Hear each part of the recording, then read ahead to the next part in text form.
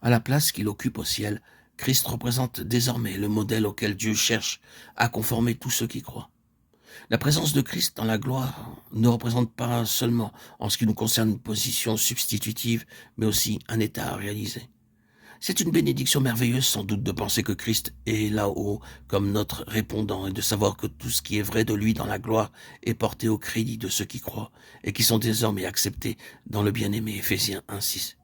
Il y a là une révélation de la grâce de Dieu qui englobe tout, ce qui ne devrait jamais cesser d'être le thème de nos louanges et le fondement de notre assurance.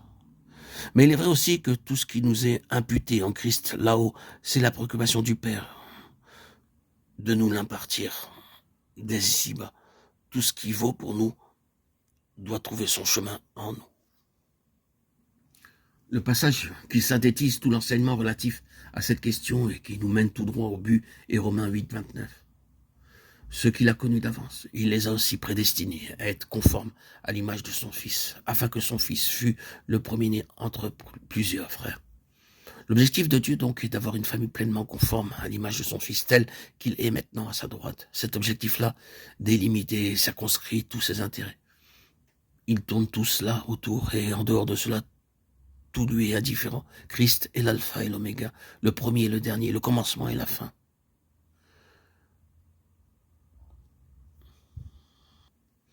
Il n'y a qu'un espoir pour vous d'arriver à la gloire, mais c'est un chemin sûr. C'est Christ en vous. Ici, nous postulons la nécessité absolue de la nouvelle naissance. Qu'est-ce que la nouvelle naissance, somme toute? C'est, par la foi, recevoir dans le cœur Christ, c'est-à-dire la vie. Non pas la vie en tant qu'abstraction, mais la vie qui est indissolublement liée à la personne. Il ne peut pas en être autrement puisque le Saint-Esprit est une personne.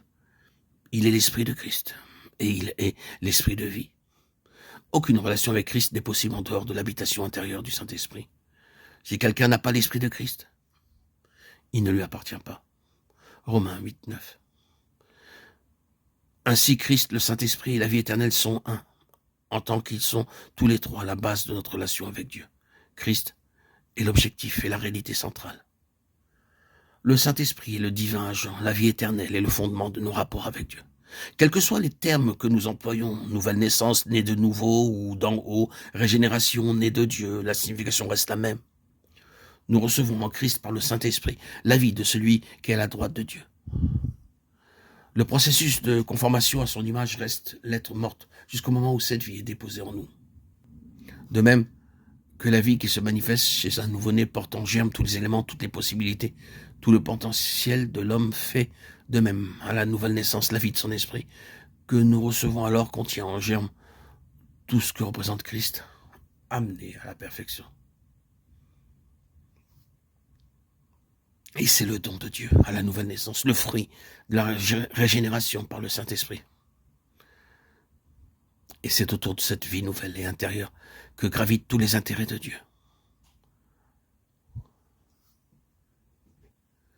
Donner à cette vie l'accroissement qu'elle comporte, en développer toutes les caractéristiques, tel est le seul objectif que poursuit le Saint-Esprit chez l'enfant de Dieu.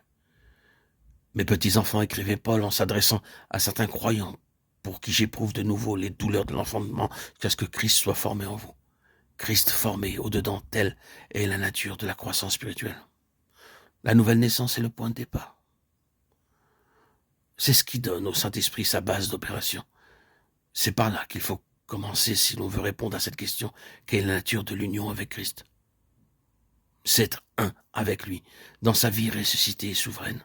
En lui, le triomphe complet de cette vie est déjà consommé.